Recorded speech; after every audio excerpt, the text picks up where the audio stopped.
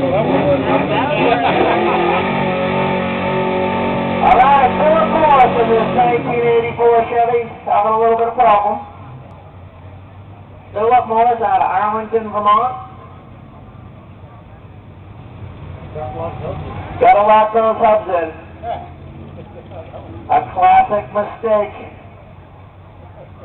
made here in Fulham and at the mud pit.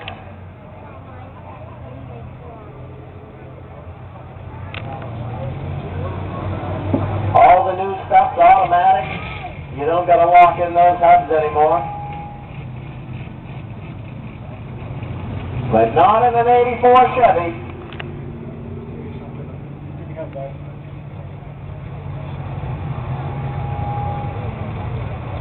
Whittling our way through the 5,800-pound Enhanced Street Stock Division, sponsored by the Ted River Company. Still only in two-wheel drive. Now you gotta shift it into four with the transfer case.